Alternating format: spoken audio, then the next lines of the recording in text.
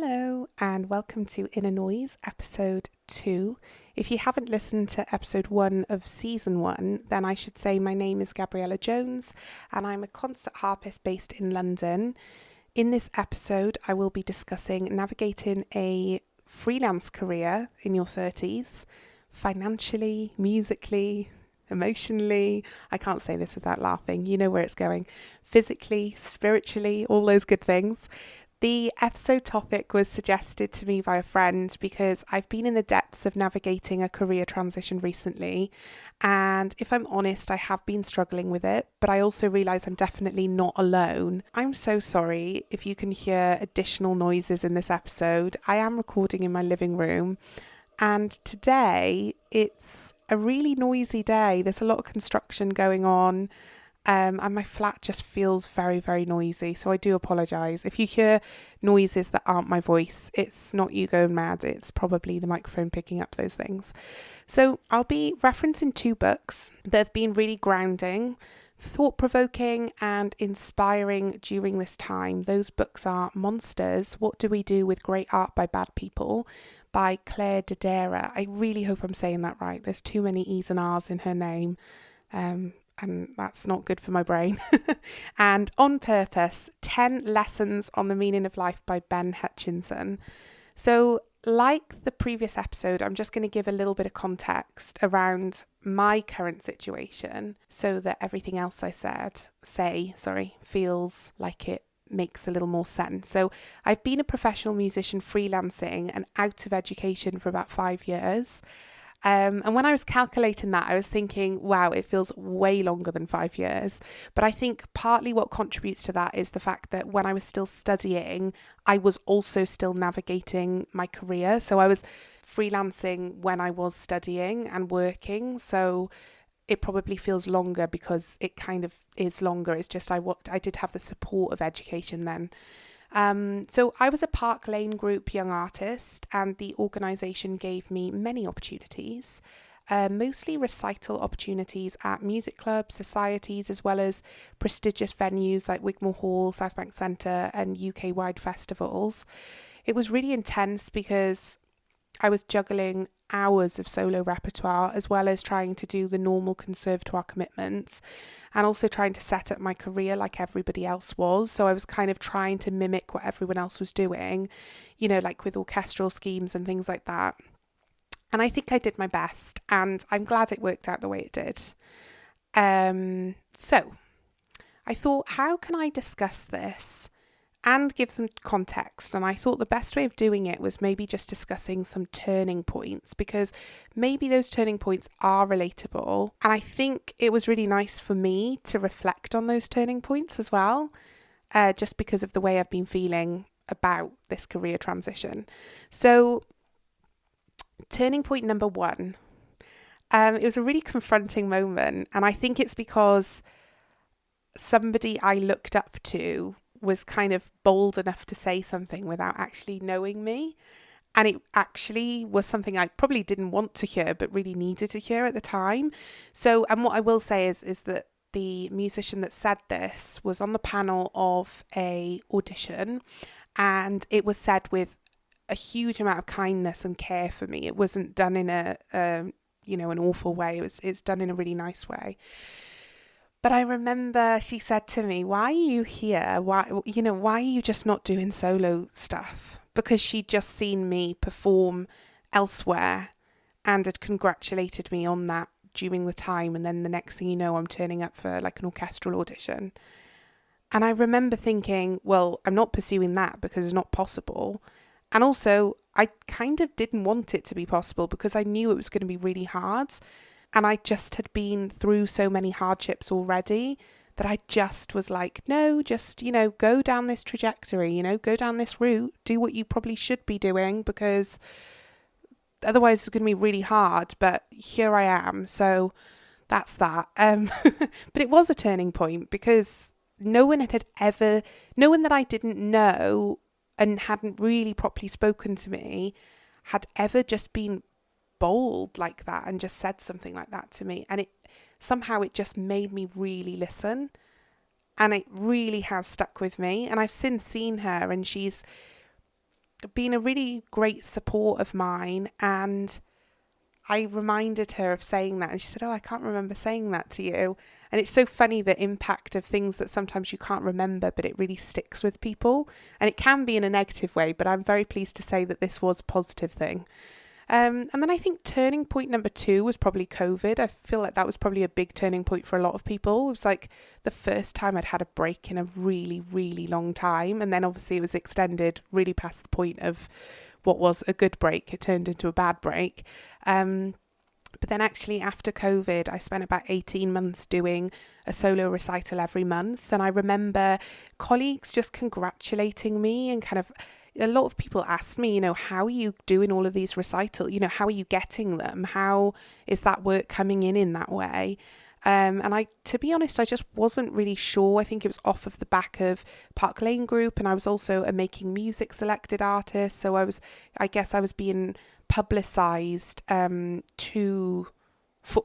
these opportunities. But it was difficult because I was also really aware that I wasn't sure it was really the prestige that everyone was maybe associating it with. And whilst it's in a way a fantastic opportunity to present your creativity, your artistry, I would say that 80% of the time there were a lot of really difficult conversations around fees and repertoire, about my image and who I was. I remember many, many times where there was, if we think about the hours that go into a two half solo recital where you want to play, really well, really good repertoire, there's a lot of pressure. And I remember being offered ridiculously low fees and them saying, "Oh, we're really undersubscribed because of COVID," and I'm feeling like, I can't really turn down this opportunity. Other people are saying to me they'd love to do a solo recital, and it was really tricky because I knew that the money wasn't worth the amount, that the money wasn't enough, the amount of time that I was putting into it. But also there were so many of these conversations, and I was thinking, well, this must be normal then.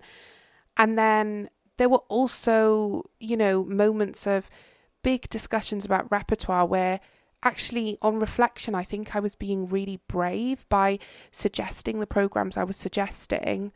But it was always met with, "Oh, could you play Bach?" And I was thinking, but I'm a harpist. I mean, I can play Bach, of course, but what a strange suggestion. Or, somebody played, the Moldau, could you not do that? And I'm thinking, yeah, but that's not in the context of the recital. And it was really hard. It was really hard. And I felt I was being kind of pushed into maybe doing things that I just really, really didn't want to do. And it wasn't aligning with me. And it was taking the joy away from the creativity, the artistry. There were lots of times as well around image. Like I remember, if anyone has followed me for a long time, they'll know the red jumpsuit, which I love wearing. It makes me feel good. It makes me feel really confident. And I remember a lady coming up to me at a recital and saying, "Oh, red, so bold," or something like that, something along those lines. And then she said, "But, why not a floral dress? It really fits the image." And I remember just thinking, what do you want me to say to that? I have no idea. And then I also remember wearing a similar jumpsuit and somebody questioning my sexuality because I wasn't wearing a dress. And I was also, I definitely did respond, but I remember these conversations being difficult because you're kind of having to balance people actually being really rude and saying things that really don't align with your values, but equally having to maintain this kind of like perfect persona and presence. And it was just really hard. So that was that. And I will kind of come back to that during this turning point a little bit. And then another turning point was actually a really sad moment, which was a huge supporter of mine and I can't remember his actual title, but I would call him the leader, let's say, of the Park Lane Group. So John Wolfe, he passed away. He really championed me, and it felt like a big loss because I felt for the first time actually really alone in my career. It wasn't that we communicated a lot. It was just that he was always very honest with his thoughts. He was always very blunt, and really he really saw me as an artist, and he really wanted the best for me. And at that point, it was there were few people that maybe had provided me with that support and acknowledgement of my artistry. So yeah, that felt like a real loss, and I did feel very alone, and it was hard to even feel that, because it wasn't that we had a close relationship. It was just that kind of unspoken support, I guess. So then after that, I think this is probably about a year later, another turning point for me was I got this amazing gig working for Gucci. I've never spoken about it I've never put it online or anything. This is the first time I'm actually talking about it. And it was for a long period of time, and I just felt very appreciated. I felt valued. I was around amazing creatives, an amazing creative output with people who really cared about something that had such a long creative process. I really appreciated the marketing, the art, the luxury of it. And I actually felt more at home than I ever had in the classical music industry. It made me reflect on what we accept as musicians, the quality, the aesthetics, the marketing, the passion, the money. And I think from that, I decided I was going to start maybe marketing myself on social media with luxury events mixed in with a few solo videos. But it was the start of me declining recitals that I didn't feel reflected me as an artist or valued my creativity, and things that weren't aligned with my trajectory were just a firm no. That was a really hard decision, and definitely recently I've been feeling really worried that I made a mistake, but I'm trying to trust the process. So what I will say, and I really want to give these guys a big shout out, is Howdenshire Music, which is in Yorkshire. It's a recital series. Is it Shire or Shire? Howdenshire. I would say Howdenshire, not Shire, but there we go. What they are doing and what Stephen is curating deserves all the money and the funding, because it is a fantastic atmosphere run by very passionate people. He is doing his absolute most. He has created an environment that is an environment where I can only feel that creativity and art and music is just going to thrive. The turnout for the concerts is unbelievable. And that was actually the last recital I did. And have declined every single one since. And I will be performing there again at the end of 2025. Because it showed me that it is possible to be valued, appreciated, to have the audience turn out, to have a good fee, and to provide outreach work for communities in areas of the UK, and for it to be done very well, where you have autonomy and you're working with an organisation that wants the same thing as you. And I decided, if I can't have that, then I'm not doing it, and I will just wait, and I will just work my way through this period myself, and I'm just going to be really, really strong about it. And this year, on the luxury scene of things, I've played at so many incredible venues, like the Natural History Museum, just being sat there down the steps from Charles Darwin, and just having the whole of that enormous space that is so incredible, just right there in front of me, and just being there, and just playing. Wow. The Gherkin, I've played at the National Gallery, the National Portrait Gallery, like all of these, for amazing brands, and like I just have to really value that, even if I'm worried that maybe I'm being perceived a certain way. So anyway, now we're here, it's November 2024, and in 2025, I'm going to be independently releasing music. I feel like I've found a little online voice that I intend to use, and I'm ready for my solo comeback. I'm not 22 navigating what people think I should be doing. I'm not people pleasing. I'm 30. I've had the rejection, and actually countless rejections. I've had the breakups, had the embarrassment, shed the tears, made many mistakes, learned many lessons, and we are going. Okay, so first thing I want to talk about is navigating the creative merry-go-round. That's what I've titled this, and trusting the process. So I've been thinking a lot about what it feels like to be on a merry-go-round in a creative industry. So there have been times where I feel like I'm just churning out music and I'm stuck in a bit of a loop. I'm not really allowing space to explore new directions or rediscover why I love what I do. And I think one thing that's really helped me the past 2 years is reading. It's given me a way to explore my thoughts, challenge my assumptions. It's a great way of creating time for yourself to just be with yourself. And I think see the world through other perspectives, even when I don't agree. So I really like this little quote from Kafka, who wrote, "In the struggle between yourself and the world, back the world, the more we challenge our own assumption, the more we put on those tinted spectacles, the more we escape the prison of our own perspective." And that just has really stuck with me. I realised recently that I'm no longer a young artist. That's a strange transition because I think failing as an adult feels really different than failing when you're fresh out of conservatoire.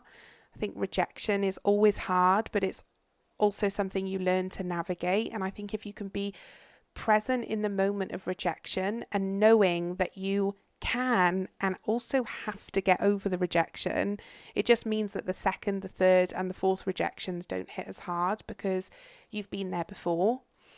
I don't feel fearful of failing anymore because I've just failed plenty of times and come out the other side.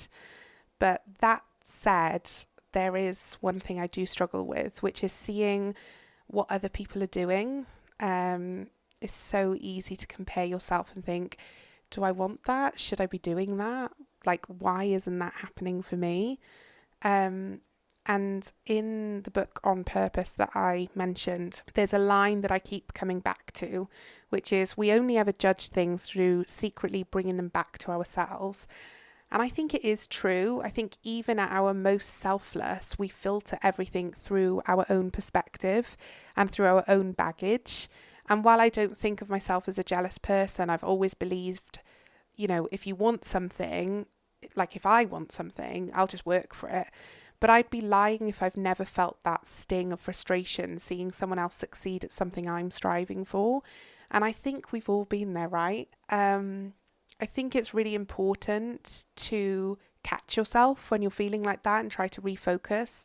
I just remind myself that I'm on my own path.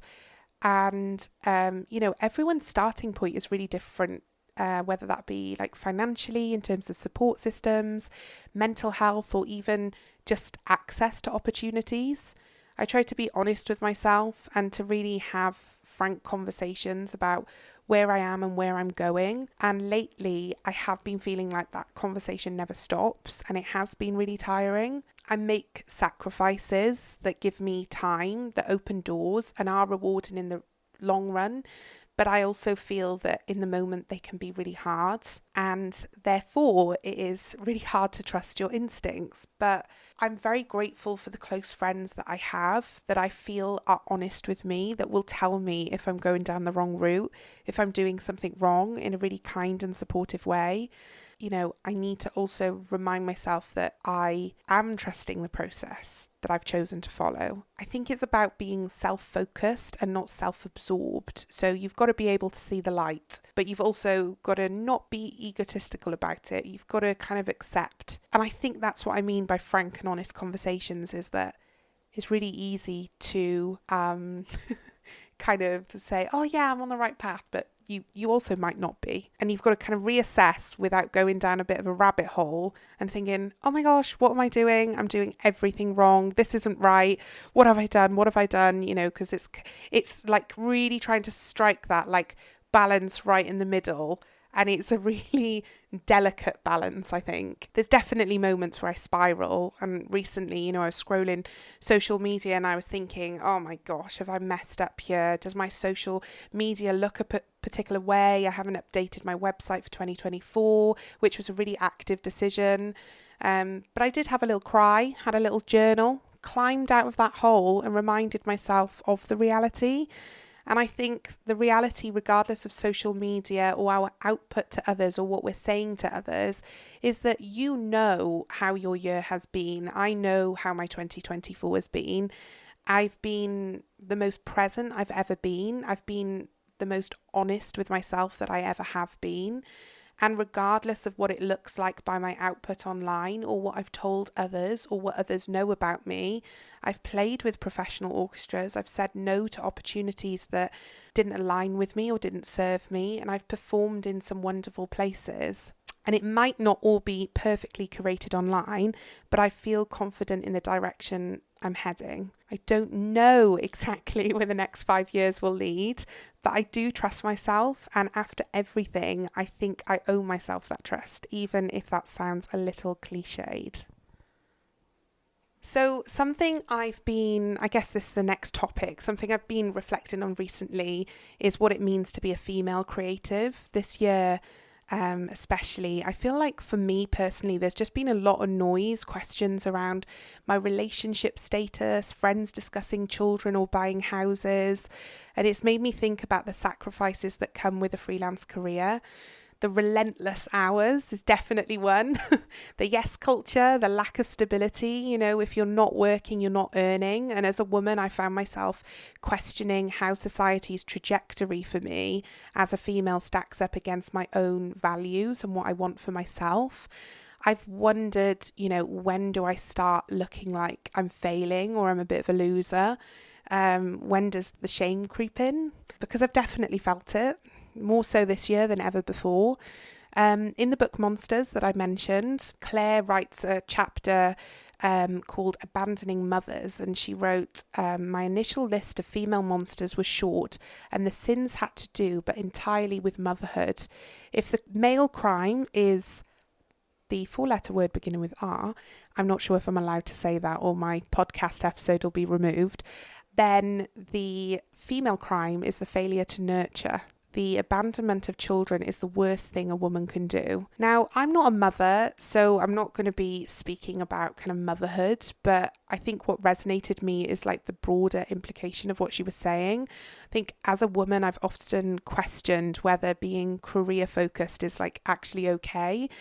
This kind of chapter was genuinely the first time I'd ever really thought about myself as a female creative rather than just a creative, and whether pursuing my career comes at a cost of what's actually expected of me.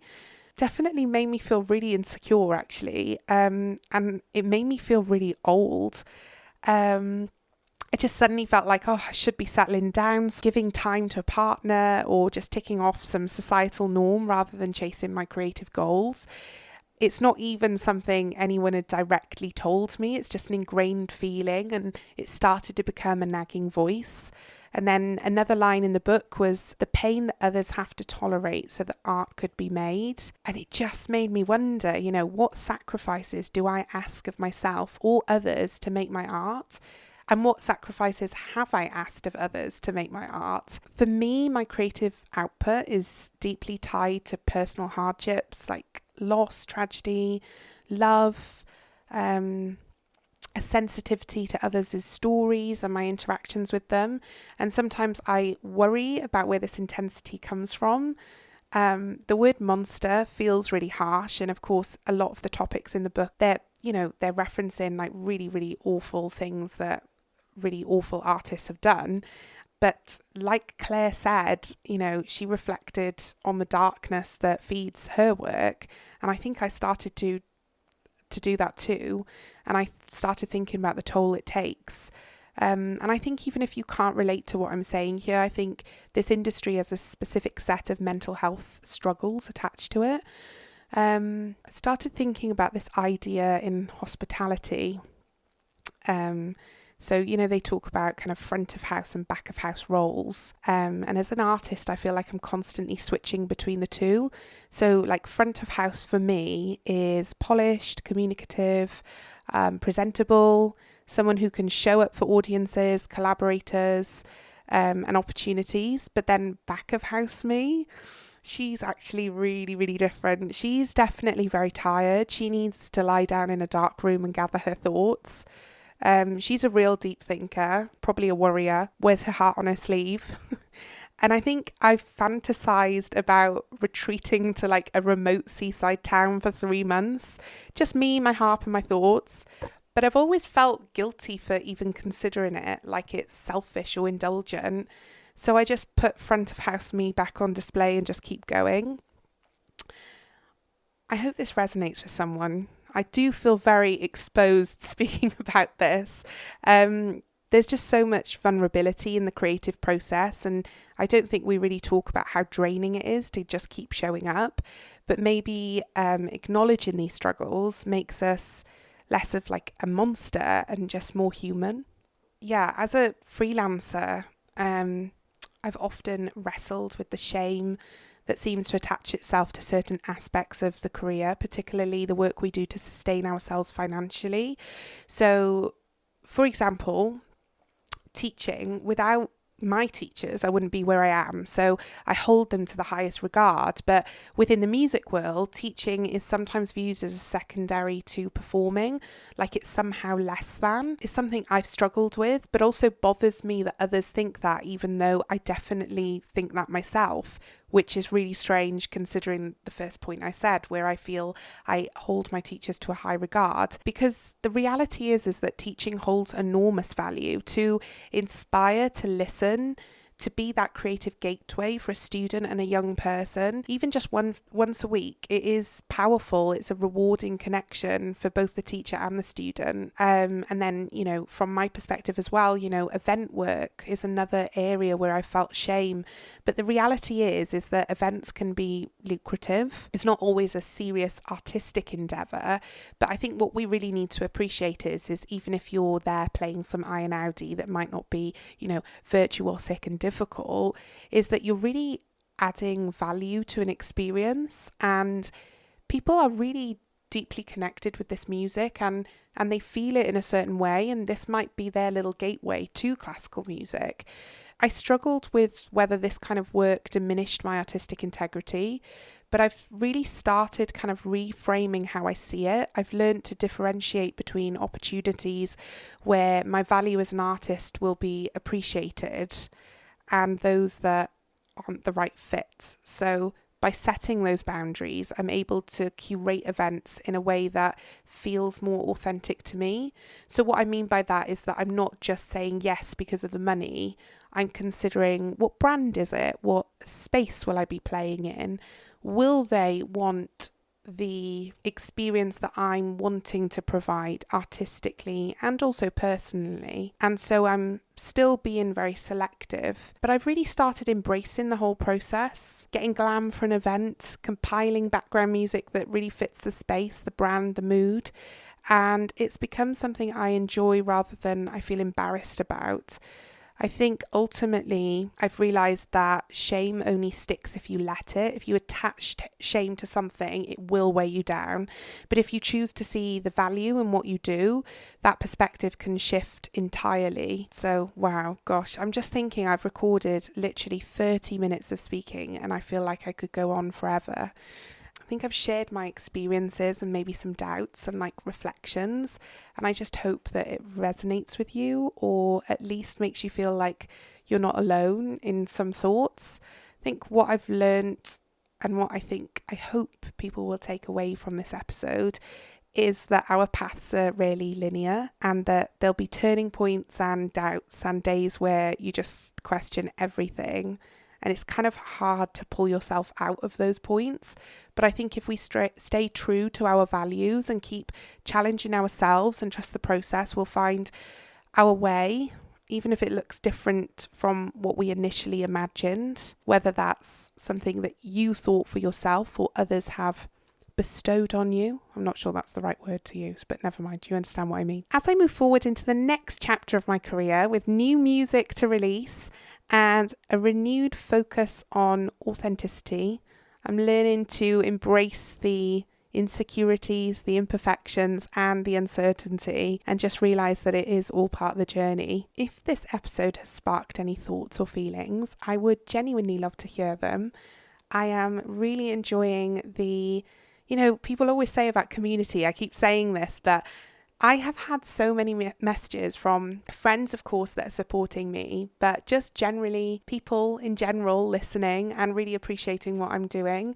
And I really, really appreciate it. And it's really, really nice. So if you do have any thoughts around what I've spoken about, or anything you want to share, or anything that you feel like could spark like another solo episode of chatting about these things, then I would absolutely love to hear them. So reach out on social media. I did set up a little @InnerNoisePod Instagram, or also on my my harp Instagram, which is gjonesharp.